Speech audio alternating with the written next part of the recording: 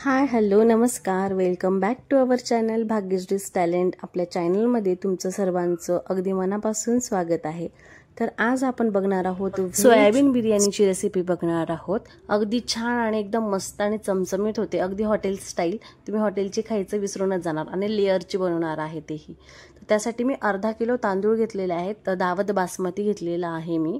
तर त्यामध्ये त्या प्रमाणानेच आपण जे आहे ती रेसिपी बघणार आहोत। अगोदर छान मी 2 ते 3 पाण्याने स्वच्छ तांदूळ धुवून घेतलेले आहेत आणि एक 10 ते 15 मिनिटं जे आहे ते थोडे भिजत घातलेले आहेत, जेणेकरून आपला राईस जो आहे तो मोकळा खुलेल, त्या खुलण्यासाठी मदत होईल। आणि एक अर्धा किलो राईससाठी मी जवळपास जे आहे एक 4 ते 5 ग्लास जे आहे किंवा 2 ते 3 तांब्या तुम्ही असं प्रमाण घेऊ शकता, तर ते पाणी टाकलेलं आहे।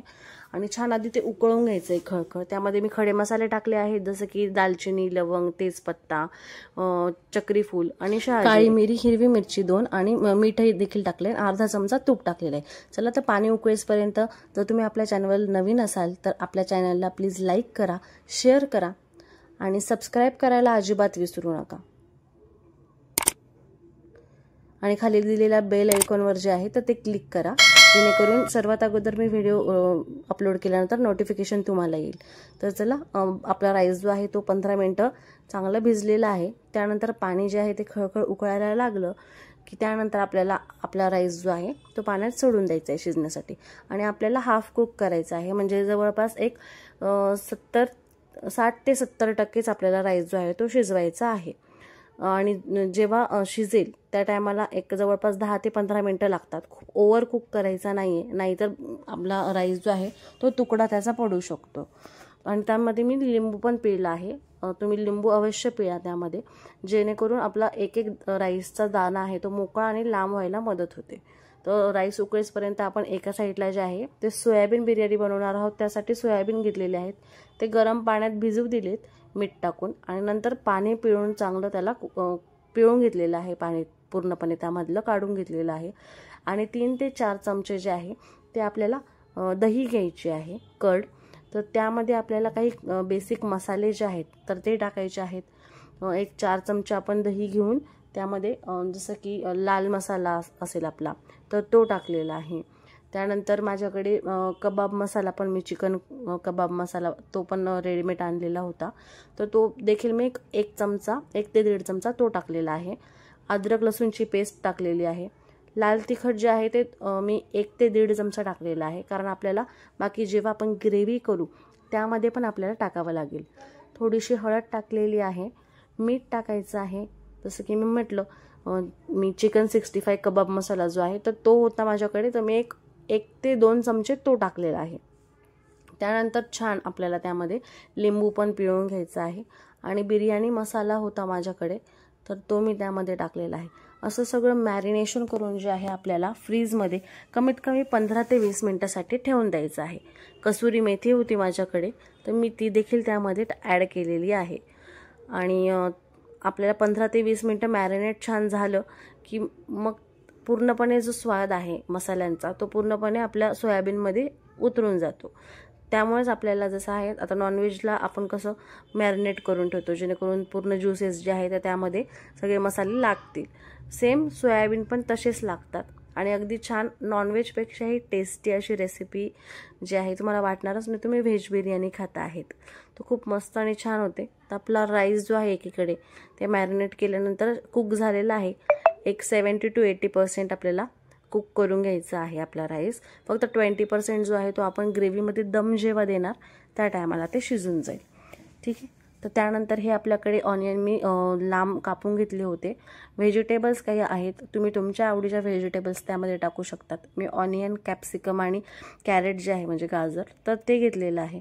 आणि जे मी कांदे कापलेले होते, तर ऑनियनला आपल्याला हाफ मध्ये पार्टिशन करायचं आहे। हाफ मी फ्राय करून घेणार आहे, तळून घेणार आहे, आणि हाफ जे आहेत आपल्याला ग्रेव्हीमध्ये टाकायचं आहे। तर अर्धे आपण ऑनियन जे आहेत ते तेलामध्ये तळून घेणार आहे छान। आणि हे बघा, असे गोल्डन ब्राऊन होईपर्यंत तळून घ्यायचे आणि एकदम मंद आचेवरच तळायचे आहेत, क्रिस्पी होईपर्यंत। तुम्ही तेलात टाकल्यानंतर थोडं मीठही टाकू शकता, जेणेकरून ते थोडेसे लवकर क्रिस्पी होतील। त्यानंतर आपल्याला अद्रक लसूणची पेस्ट तयार करून घ्यायची आहे ग्रेव्हीसाठी। तर अद्रक, लसूण आणि जिरं मी टाकलेलं आहे, आणि थोडा आपल्याला पुदिनाचा पत्ता घ्यायचा आहे आणि कोथिंबीर घ्यायची आहे. तर याचा सगळा आपल्याला पेस्ट रेडी झाल्यानंतर आपल्याला ही ग्रेव्हीमध्ये ॲड करायची आहे. त्याने ग्रेव्हीला खूप छान आणि मस्त टेस्ट पण येते. तर आपण जे ऑनियन फ्राय केलेले होते त्याच कढईमध्ये माझ्याकडे थोडेसे काजू पण होते. तर मी वरून गार्निशिंगसाठी एक 5 ते 6 काजू जे आहेत तर ते थोडेसे फ्राय करून घेतलेले आहेत त्याच ऑइलमध्ये ज्यामध्ये आपण अनियन घेतलेले होते. तर ते फ्राय झाल्यानंतर आपल्याला फोडणी पण त्याच तेलात द्यायची आहे ज्यात आपण अनियन फ्राय केलेले होते. म्हणजे जास्त भांडे जे आहेत तर ते बिर्याणीसाठी भरणार नाही आपले. एकाच कढईमध्ये आपले काम होऊन जाईल. तर मी त्यामध्ये तेजपत्ता टाकलेला आहे आणि ऑनियन टाकलेले आहे आणि थोडंसं मीठ टाकायचं आहे जेणेकरून आपला ऑनियन जो आहे तो लवकर फ्राय होईल. तर छान परतवून घेतल्यानंतर आपल्याला त्यामध्ये जे आहे ते आपण जे कट करून घेतलेले होते व्हेजिटेबल्स ते तुम्ही स्क्वेअरमध्ये पण कट करू शकताय. डाईस कोणताही तुम्ही शेप जो आहे तर तो देऊ शकतायत व्हेजिटेबल्ससाठी. तर हे बघा आपले अनियन जे आहेत तर ते फ्राईड आहे. सर्व आपण गोष्टी ज्या आहेत तर त्या घेतलेल्या आहेत. आपले सोयाबीन पण छान मॅरिनेट झालेत आणि आता आपल्याला फ्राईड झालेल्या अनियनमध्ये आपण जी ग्रेव्ही तयार केलेली होती जी अद्रक लसूणची पेस्ट आणि त्यामध्ये पुदिना आणि कोथिंबीरची पेस्ट आहे तर ती छान तेलात परतवून घ्यायची आहे. त्यानंतर छान अनियनचं पाणी सुकल्यानंतर आपल्याला तेलात जे आपण व्हेजिटेबल्स घेतले होते ते टाकायचे आहेत. तुम्ही तुमच्या आवडीचे कोणतेही व्हेजिटेबल्स त्यामध्ये ॲड करू शकतात आणि तुम्ही पनीर वाटलं तर तुम्हाला पनीर ॲड करायचं असेल तर तुम्ही तेही करू शकता. तर छान हे फ्राय झाल्यानंतर आपल्याला सोयाबीन आपण जे मॅरिनेट करून ठेवलेले होते ते आपण यामध्ये ॲड करून घेणार आहोत आणि याच्या अगोदर आधी थोडंसं मीठ टाकलेलं आहे जेणेकरून मिठामुळे आपले व्हेजिटेबल जे आहेत ते लवकर शिजतील. कारण आपल्याला हाफ कुक करून घ्यायचे आहे आत्ताच. कारण 20 to 30% जे आहे ते आपल्याला दममध्ये शिजून जातील ऑटोमॅटिकली. यामध्ये बटर आणि हिंग टाकलेलं आहे मी थोडंसं. तुम्ही तूप किंवा बटरचा वापर जो आहे तो फोडणीसाठी करू शकताय जे आपण ग्रेव्ही जेव्हा बनवू तेव्हा. वरून आपण जेव्हा लेअर लावणार त्या टायमाला आपण तूप जे आहे ते प्रत्येक लेअरमध्ये थोडं थोडं ॲड करत राहायचं आहे जेणेकरून वास पण खूप छान येतो. आणि मी इथे मसाले घेऊन घेतलेले आहेत काही. मी एका वाटीतच आधी ते काढून घेतलेले आहेत मग एकत्र आपण ते ॲड करणार आहोत. ते 2 मी चमचे लाल तिखट घेतलेला आहे. 1 चमचा काळा मसाला घेतलेला आहे घरगुती. चिकन कबाब मसाला होता तो अर्धा चम्मच. धना पावडर अर्धा चम्मच आणि आपला घरगुती काळा मसाला जो आहे आपण जो बनवतो तो पण तुम्ही 1 ते 1.5 चमचा तो पण ॲड करू शकतात. बिर्याणी मसाला जो आहे तो घेतलेला आहे सुहानाचा तो 3 ते 3.5 चमचे तो घ्यायचा आहे आणि हळद घेतलेली आहे. ऑलरेडी आपण लाल मसाला जो आहे म्हणजे मसाले जे आहेत ते ऑलरेडी आपण मॅरिनेट करताना सोयाबीनमध्ये पण ॲड केलेले आहेत ऑलरेडी. तर त्यामुळे इथे मी थोडं कमीच प्रमाण घेतलं आहे. तुम्ही तुमच्या तिखटाच्या प्रमाणाप्रमाणे घेऊ शकताय तुम्हाला जसं हवं असेल तसं. फ्राईड ऑनियन जे होते आपण क्रिस्पी तळून घेतलेले ते यामध्ये ॲड केलेले आहेत थोडे ग्रेव्हीसाठी आणि आपण टोमॅटो थोडे ॲड करून घेतलेले आहेत. टोमॅटो छान शिजले त्याची थोडीशी ग्रेव्ही रेडी होते असं वाटलं की त्यामध्ये मग आपल्याला आपण जे मॅरिनेट केलेले सोयाबीन आहेत ते ॲड करून घ्यायचे आहेत. ते ॲड केल्यानंतर छान त्यामध्ये तेलात मसाले पण फ्राय करून घ्यायचे आहेत जे आपण वाटीत काढून ठेवले होते वेगळे. तर ते छान त्याची कोटिंग जेव्हा याला होणार मसाल्यांची तर त्यानंतर दही टाकायची आपल्याला 1 ते 1.5 चमचे. तुम्हाला जशी ग्रेव्ही हवी असेल त्यानुसार तुम्ही दही घेऊ शकतात. मार्केटमधलं जर दही यूज केलं म्हणजे जास्त आंबट दही आपल्याला त्यासाठी नको आहे. कारण जर तुम्ही जास्त आंबट दही यूज करताय तर मग बिर्याणी आंबट होण्याची शक्यता होऊ शकते. तर तुम्ही थोडंसं मार्केटमध्ये जे दही मिळतं तशा टाईपचं जरी घेतलं तरी चालेल कारण ते जास्त आंबट नसतं. झाकून ठेवलं 1-5 मिनटं आणि आपली छान ग्रेव्ही जी आहे तर ती रेडी झालेली आहे.